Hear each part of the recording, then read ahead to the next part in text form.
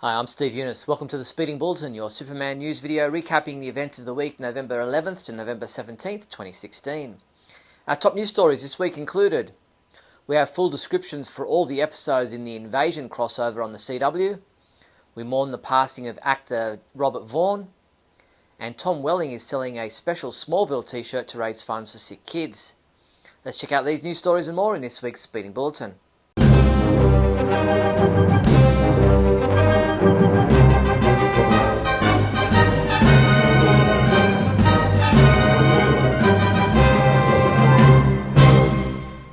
In movie news, the ballot for the 2017 People's Choice Awards is now officially locked, with fans having chosen their favourite movies, TV shows and actors as nominees in this year's awards. Batman v Superman: Dawn of Justice has been nominated in the favourite action movie category and is up against Captain America: Civil War, Deadpool, Suicide Squad and X-Men: Apocalypse. Amy Adams will take on Blake Lively, Emily Blunt, Julia Roberts and Meryl Streep for favourite dramatic movie actress. The People's Choice Awards 2017 will air on January 18th, 2017. Dr. Christine Schreier, the co-creator of the Kryptonian language featured in Man of Steel and a professor of linguistic anthropology at the University of British Columbia, appeared as a special guest on the People vs. Batman vs. Superman podcast.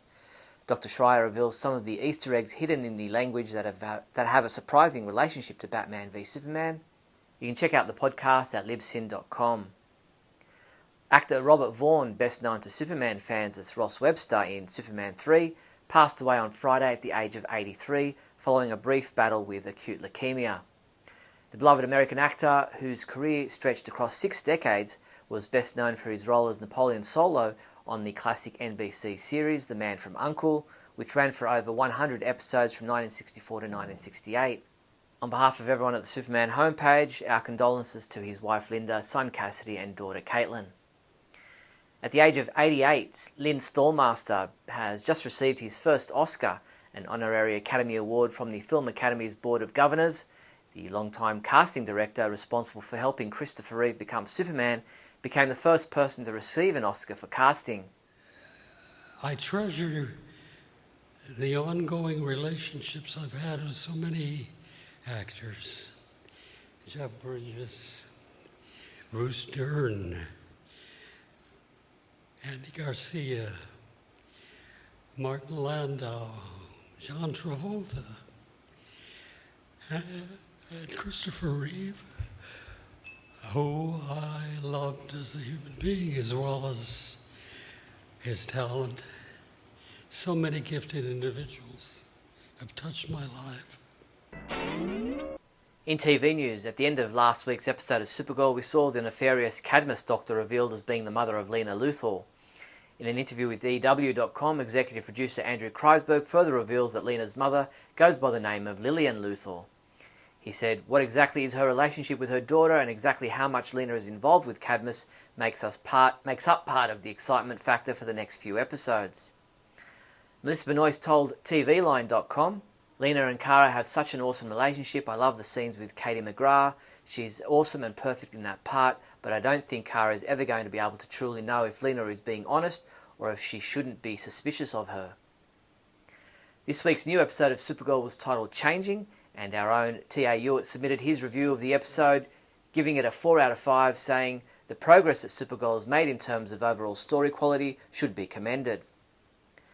Executive producer Ali Adler took us behind the scenes of this story, introducing us to the Parasite, aka Rudy Jones. The parasite absorbs someone else's energy and uses it to take down his adversaries. It's especially powerful when that adversary is Supergirl. The CW released an official promo and 12 images for the 7th episode of Season 2 of Supergirl, titled The Darkest Place. While Guardian tries to clear his name after being accused of a murder committed by another vigilante, Supergirl heads out on a solo mission to rescue Mon-El, who has been captured by Cadmus. While fighting to free Mon-El, Supergirl comes face to face with Cyborg Superman. This episode is scheduled to air on the CW on Monday, November 21st. The CW also issued an official description for the 8th episode of Season 2 of Supergirl, titled Medusa. Eliza comes to town to celebrate Thanksgiving with her daughters. Alex decides it's time to come out to her mother. Kara is shocked when Eliza suggests Mon-El has feelings for her, and Wynn and James consider telling Kara the truth about the Guardian. Meanwhile, Cadmus unleashes a virus that instantly kills any alien in the vicinity, so Kara enlists an unexpected ally, Lena Luthor. The epic superhero crossover kicks off the same night when Barry Allen and Cisco Ramon seek Kara's help with an alien invasion on their Earth. This episode is scheduled to air on Monday, November 28th. The CW released another promo video and episode descriptions for the 4-show Invasion crossover. The episodes of The Flash, Arrow and DC Legends of Tomorrow that make up the 3-part crossover are all titled Invasion and will air 3 nights in a row on the CW from November 29th to December 1st. Head to our website for the full descriptions of each episode. Tom Welling, who played Clark Kent on Smallville for 10 seasons, has designed a new Smallville-inspired t-shirt to raise funds for sick children in St Jude's Hospital. Priced at $22.99, proceeds from every No Flights, No Tights t-shirt sold support the Children's Hospital. Purchase yours from represent.com. Best known as Luke Skywalker but also known as the voice of the Joker, Mark Hamill's Pop Culture Quest premiered on the Comic-Con HQ Premium Digital Network channel this week. Mark travels inside pop culture's vaults to uncover why we are so fascinated with collecting and what our collections say about us. Head to go.comicconhq.com/popculturequest. In comic book news, we reviewed a number of comic books this week, including Action Comics 967, which was reviewed by Michael Bailey, who said, "The action and characters were mixed perfectly. I like the villains and there's enough bubbling under the surface to make you want to come back to see how everything plays out." And he gave this issue a 5 out of 5.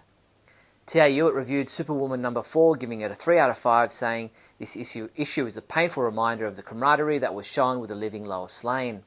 Supergirl number 3 was reviewed by James Lance, who gave it a 2 out of 5, saying, "While somewhat better than the previous 2 chapters, this isn't much better." Mario Benisi reviewed New Superman number 5, saying, "Yang gives some backstory to Keenan's father, and it's certainly welcome," and he rated this issue a 4 out of 5. Earth 2 Society number 18 was reviewed by James Lance, who gave it a 4 out of 5 score, saying, "While the story merits a 5, I feel like Dan Abnett has dragged out one issue chapter into 2 comic books." You should also head to our website to check out Keith Summers' reviews of Red Hood and the Outlaws number 4, Suicide Squad number 5, Cyborg number 3 and 4, and the Wonder Woman 75th Anniversary Special number 1. Superman comics available this week from November 16th include Justice League number 9, which is available in a variant cover, Nightwing number 9, which is also available in a variant cover, Superman number 11, also comes in a variant cover, Trinity number 3 is available in a variant cover, Justice League Darkseid War Power of the Gods trade paperback, Multiversity trade paperback, and Superman The Coming of the Superman hardcover. Bring a Superman theme to your decorations and gift giving this Christmas.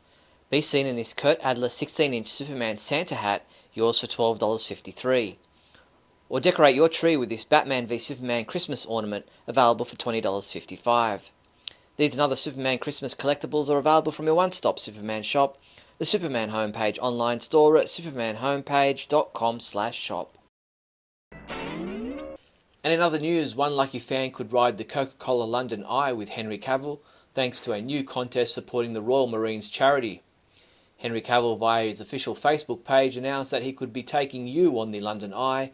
Not only is it warm, dry, and temperature controlled, but we'll have it all to ourselves. So we'll have plenty of time to chat, take photos, and sip champagne. Or beer, if you prefer. To enter the contest, head to amaze.com. The 22nd episode of Season 2 of the DC Superhero Girls animated shorts is now online.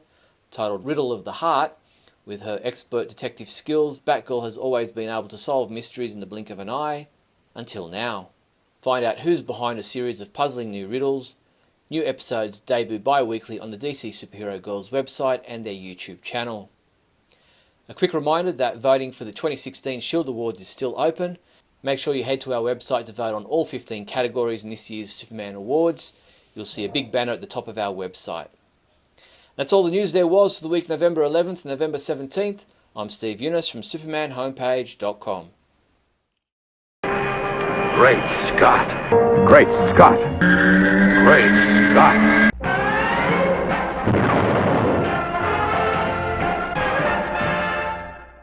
Hello everyone, and welcome to another episode of Great Scott. I'm Scotty V. Thanks for watching. So today I wanted to talk a little bit about something I've kind of been skipping over in the last few weeks because I had a lot of other subjects to talk about, but something very exciting. The Man of Steel sequel is finally in the works. It's been quite a while, and I guess it's still going to be quite a while as we wait. Amy Adams, some high-ranked people at the studio, Henry Cavill's agent, have all said that that's something that they've got that's starting in pre-production. They're working on the script. They're working on the ideas.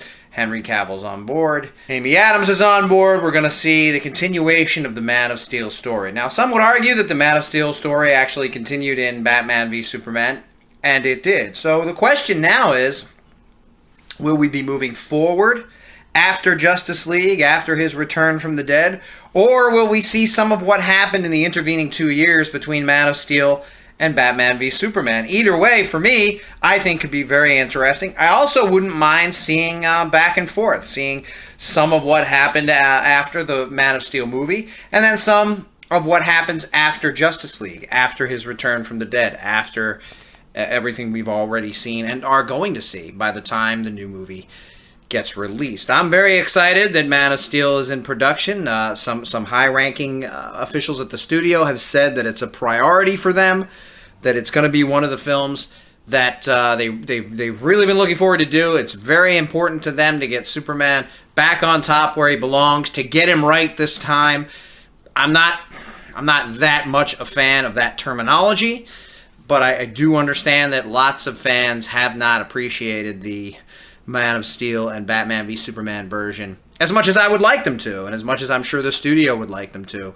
I think part of their issue stems from the movies not making as much money as they would have wanted them to, and I'm not certain, whatever you change, I don't know that that's necessarily going to change the reception of the film amongst normal theater goers. If people don't have that interest, I don't know that they're going to suddenly have that interest because you make it more like the Donner films, or with more humor, or brighter, or more winks to the camera, or cats being saved from trees. I'm not sure what it is they're going to change. I think we have a Superman who does the right thing. I think we have a Superman, obviously, who has the world on his shoulders, and some pretty serious things have happened.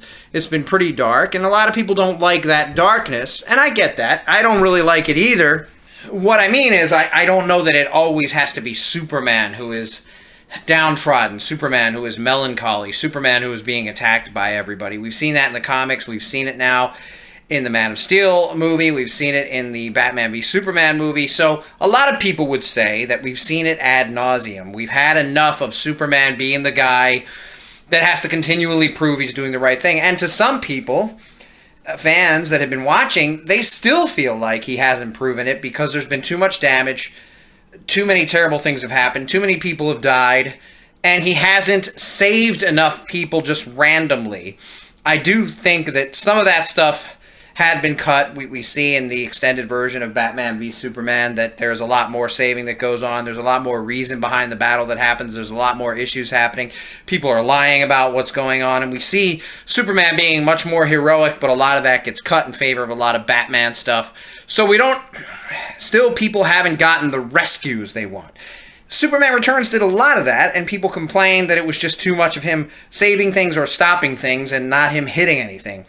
In 2 movies now, we've had Superman hit a lot of stuff, and people aren't happy with that either. Obviously, there has to be some sort of a happy medium. There has to be a place where he's hitting things, he's fighting things, but he's also saving people and being positive and being inspirational, and I think it's great that with Justice League coming, the story is that the inspirational sacrifice he made to save the world is what's going to get the Justice League going, and it's what's going to get a lot of the world population on board with Superman, and you can see it at the end of the movie that a lot of people are saddened by his death and are suddenly very proud of him and realize the error of their ways, much like Batman himself was kind of the villain, was the guy who hated Superman and realized at the end how wrong he was. So I'm looking forward to where they go, obviously, with Justice League. I just think it's really cool that we've been told now that the Man of Steel sequel and Superman as a character is a priority, and we're going to see that going forward. Thanks, everybody, for watching, and remember,